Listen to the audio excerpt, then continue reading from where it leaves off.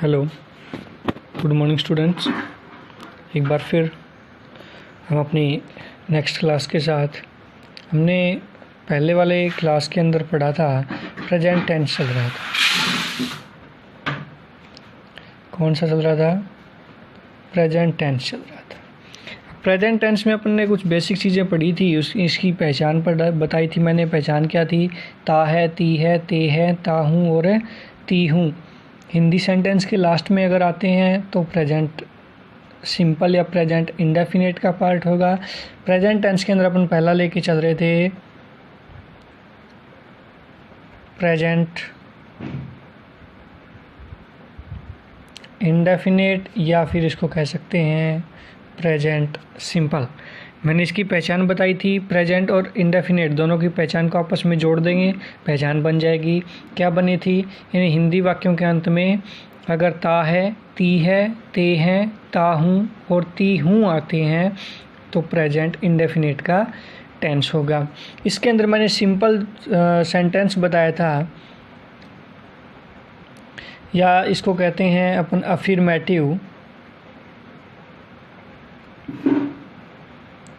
Sentence, या फिर इसको पॉजिटिव भी कहा जाता है।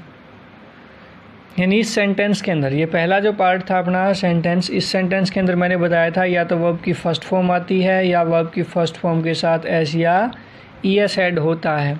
वर्ब की फर्स्ट फॉर्म कब आती है? वर्ब की फर्स्ट फॉर्म अगर सब्जेक्ट क्या होगा? प्लूरल होगा। सब्जेक्ट कर्ता बहुवचन होगा तो वर्ब की फर्स्ट फॉर्म लिखी जाएगी। अगर सब्जेक्ट क्या होगा? सिंगुलर। अगर सब्जेक्ट सिंगुलर है तो वर्ब की फर्स्ट फॉर्म के साथ एस या ईएस जुड़ेगा। ये भी मैंने बता दिया था कि एस कब जुड़ता है, ईएस कब जुड़ता है। अगर किसी वर्ब की फर्स्ट फॉर्म का लास्ट लेटर, लास्ट अक्षर A, E, I, O, U, C, H, S, X और जेड हो तो ईएस जोड़ेंगे। बाकी सभी के साथ क्या जोड़ा जाएगा? एस जोड़ा जाएगा। अब देखिए इसका जो फॉर्मेट रहता है, सेंटेंस बनाते हैं, सिंपल सेंटेंस का जो फॉर्मेट रहता है वो क्या रहता है? जिसको अपन कहते हैं सेंटेंस फॉर्मूला। सेंटेंस फॉर्मूला के अंदर अपन सबसे पहले लिखेंगे क्या? सब्जेक्ट लिखा जाएगा। यानी उस सेंटेंस के अंदर सब्जेक्ट कौन सा है वो लिखा जाएगा। सब्जेक्ट के बाद हेल्पिंग वर्ब आती है, हेल्पिंग वर्ब आती है, बट हेल्पिंग वर्ब इसमें नहीं लिखी जाएगी। क्यों नहीं लिखी जाएगी? क्योंकि इस सेंटेंस के अंदर, इस टेंस के पहले यानी सिंपल या अफर्मेटिव सेंटेंस में हेल्पिंग वर्ब नहीं होती है। उसके बाद क्या आती है? Man verb. मैन वर्ब में क्या लिखा जाएगा? वही बात, या तो वर्ब की फर्स्ट फॉर्म आएगी या वर्ब की फर्स्ट फॉर्म के साथ एस या एस जुड़ेगा। वो डिपेंड करेगा सब्जेक्ट आपका कैसा है। सिंगुलर सब्जेक्ट है तो एस या एस ऐड होगा वर्ब में। अगर प्लूरल सब्जेक्ट दिया हुआ है तो वर्ब की फर्स्ट फॉर्म ही आएगी। ठीक है। उसके बाद ऑब्जेक्ट रहता है और उसके बाद अगर सेंटेंस में कुछ बच जाता है तो वो रहता है। जैसे मैं एक एग्जांपल के थ्रू आपको समझाऊं तो एक एग्जांपल में क्या, जैसे रमेश खाना खाता है। देखो लास्ट के अंदर सेंटेंस के लास्ट में क्या आया? ता है। मीन्स इसकी पहचान थी प्रेजेंट इंडेफिनिट या प्रेजेंट सिंपल की पहचान क्या थी? यानी हिंदी वाक्यों के अंत में ता है, ती है, ते हैं और ता हूँ आता हो तो प्रेजेंट सिंपल या प्रेजेंट इंडेफिनिट टेंस रहता है। तो जैसा कि इसके अंदर आप देख रहे हैं कि सबसे लास्ट के अंदर देखिए ता है, यानी पहचान तो आइडेंटिफाई हो गई कि ये कौन सा टेंस है? प्रेजेंट सिंपल का टेंस है। अब इसको अपन बनाते हैं, इंग्लिश के अंदर ट्रांसलेट करते हैं। ट्रांसलेट करेंगे तो क्या रहेगा? यानी इस पैटर्न, इस फॉर्मूले के आधार पे चलते रहिए। जो चीज़ नहीं दी हुई है उसको छोड़ते जाइए, आगे लिखते जाइए। सबसे पहले क्या दिया हुआ है? सब्जेक्ट। अब देखिए इसमें सब्जेक्ट क्या है? सब्जेक्ट क्या होता है? कर्ता। हिंदी में सब्जेक्ट को क्या कहते हैं? कर्ता। नाम से पता चल रहा है। कर्ता मतलब कार्य को करने वाला। अब यहाँ देखिए इस सेंटेंस के अंदर कार्य कौन कर रहा है? रमेश कर रहा है। यानी खाना खा रहा है। कौन खा रहा है? रमेश खा रहा है। यानी ये खाना खाने का जो कार्य है वो किसके द्वारा किया गया? रमेश के द्वारा। तो यहाँ पे रमेश क्या है? सब्जेक्ट है। तो यहाँ पे सबसे पहले मैं क्या लिख दूँ, सब्जेक्ट लिख दिया, क्या बन गया, रमेश लिख दिया। सेकंड पोजीशन पे हेल्पिंग वर्ब आती है, बट इस वाले सेंटेंस में तो हेल्पिंग वर्ब होती नहीं होती है, तो इसको छोड़ दीजिए। इसके बाद मैन वर्ब की फर्स्ट फॉर्म या मैन वर्ब की फर्स्ट फॉर्म के साथ एस। अब सब्जेक्ट देखिए क्या दिया हुआ है, रमेश, सिंगुलर है, सिंगुलर एक वचन है, तो वर्ब की फर्स्ट फॉर्म के साथ क्या जुड़ेगा, एस या ई एस। अब देखते हैं एस जोड़ना या ई एस। अब देखिए वर्ब क्या है, खाना, कहने का मतलब ईट।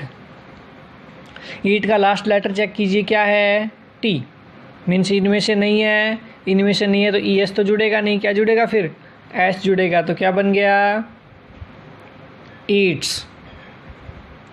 अब ऑब्जेक्ट क्या है, फूड।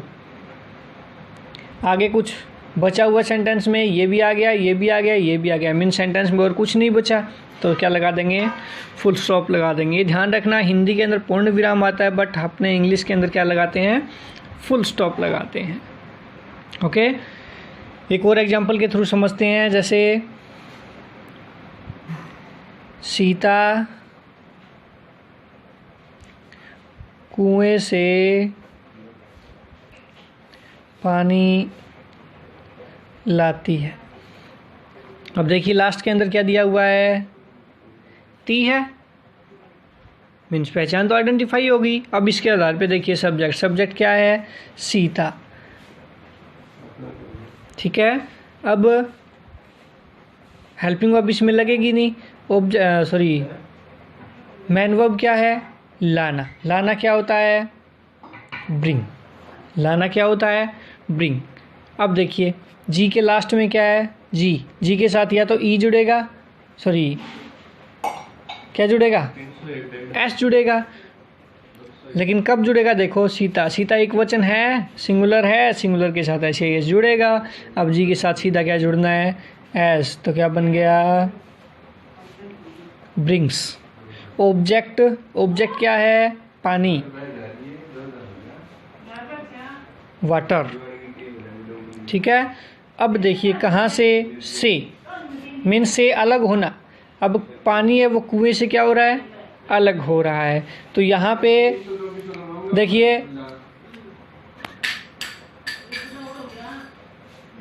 देखिए, यानी इसमें कुएं से पानी अलग हो रहा है, अलग होने का जो सेंस है वो किस में आएगा, फ्रॉम,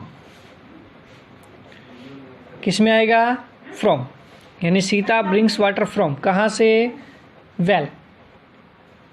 अब देखिए वेल के साथ एक आर्टिकल यूज़ किया जाता है, द।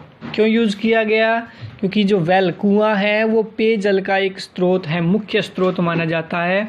तो अपन ने ये चीज़ें पढ़ी है आर्टिकल्स के अंदर कि जो स्पेसिफिक नाउन होती हैं उनके साथ द आर्टिकल यूज किया जाता है। तो यहाँ पे वेल एक स्पेसिफिक नाउन है, यानी एक पानी का मुख्य स्रोत होता है, इसलिए इसके साथ द आर्टिकल यूज किया गया। तो सीता कुएं से पानी लाती है, क्या कैसे चेंज किया, Sita brings water from the well, Sita brings water from the well. ऐसी एग्जाम्पल्स कुछ और लेते हैं, तो ध्यान रखना आपको 10 सेंटेंस बनाने हैं।